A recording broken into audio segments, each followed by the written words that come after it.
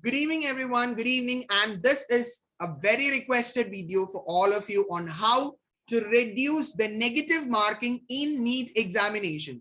So now a question will be arising in many of your minds, just like I will be doing those and this, and will I not be getting negative marks?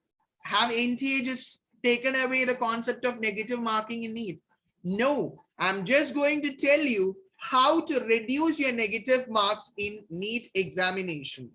Okay, I'm going to give you 4 important tips by which you can reduce, not the complete reduction, you can reduce from 100 to just 20 to 30 mistakes. Okay, just it's a simile I'm using. You are not going to make even 10 more than 10 mistakes. I don't want you guys to make in the NEET paper because it will give you a tremendous decrease in your rank.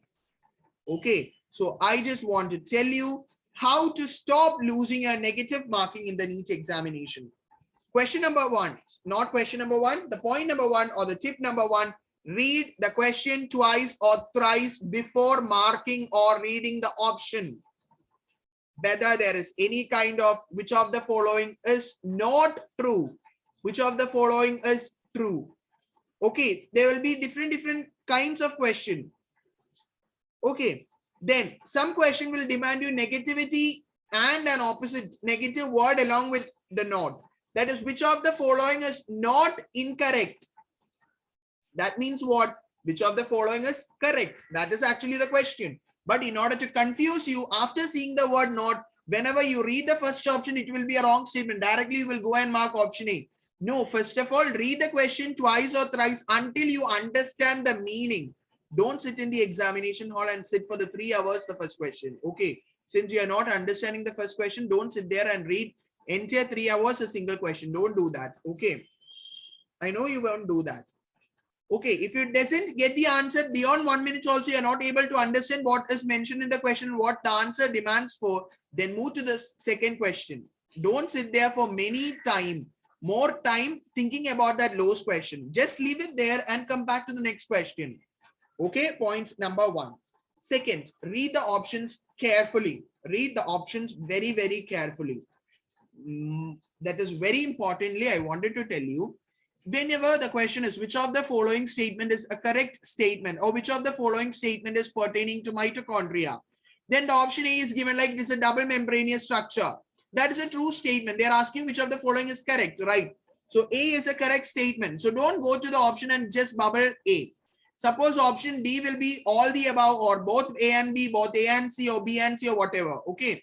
It depends upon the examiner and the question preparers. So at the instant you read option A, and if it is a correct statement, if the question demands for the correct statement and the option number A is a correct option or a statement, directly go into option D and see whether it is any options like both A and B or none of the above or all of the above or something. If all the 4 are different options, then you can directly do not spend your time in reading the other option. Just mark option number 1 and move on to the next question. This will save your time and will never make you lose the questions behind. Okay. Question number 3, elimination guesswork. I don't want my students to do guessworks in the NEET examination hall. Okay. That is actually a method of just hit and trail. Don't try that in the examination hall. You're playing with your life. Okay. Don't do that, because either or else you have to take like either win it or lose it. That strategy you have to use. Okay. For a repeater or a dropper student, never go with this guesswork, because it will definitely affect your rank. At all times, our guesswork won't play good in the paper. Okay. So make sure you doesn't do any kind of guessworks in the paper. First of all, just if it's possible for you, that is, if it's possible, you can slot out the paper into different areas like round 1, 2, and 3. Round 1, you have to write mark those answers in the copies where you are 100% confident that I will definitely get +4 marks for this question. That is, I've read this, I have seen this NCERT part, so I'm going to write with that. For those questions, first of all, mark those options. Come back to the second one where you have 75% surety in an answer. Especially that happens in the chemistry, that is inorganic and physical chemistry part, like P block, D and F block and all those things. You will get 50% you will get correct or wrong or whatever. You'll get confused within 2 options. So for that, finally, you have to come to those questions which you haven't even heard or seen even. Then you start reading the question and solving the final part. That can be done. But every time this won't work in case of all students. Okay. Last and the final tip of the day, which I'm going to give you is avoid last minute rush. Certain students have the habit. Just inside the examination hall, even I have seen so many students sitting inside the examination hall. Like if I do everything faster, then I will be finishing before 1 hour. Okay, before 1 hour I'll be finishing, whereas my friends will be writing. Then the teachers would be inquiring with me why I'm sitting without writing or attempting the paper. They'll think like I don't know, even though I have completed the paper.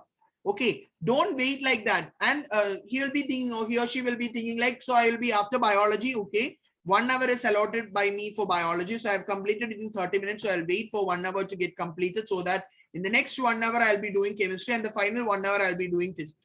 That won't. Time and tides wait for no man. Okay, so don't wait for the time. You complete your paper. Complete the paper as fast as possible. That's okay and fine. Okay, that's okay and fine. Don't bother about your friends or bother about the candidates sitting near you who are writing till the last moment or the last bell is heard at 5. Don't wait for them to accompany you. No, you are going to be alone in this run, or in this race. You're going to be alone. So focus on your paper. Don't bother about whatever or whichever people are sitting near you, whatever, even your, sometimes in case your school friends also comes and sit behind, that is nearby you, if their number crosses with you, what happens? You will start talking with them. You'll start sharing your answers. Don't do that. Focus your paper, write it. Okay. So tip number 1, read the question twice or thrice until you understand the question clearly and properly. If you doesn't understand after reading it so many times, also skip the question. Tip number 2, read the options carefully again and again, especially option number A and option number D. Third, elimination guesswork is not allowed in the examination hall. And fourth one, avoid last minute rushes. So thank you, everybody. See you tomorrow with yet another session, an important requested video. Bye.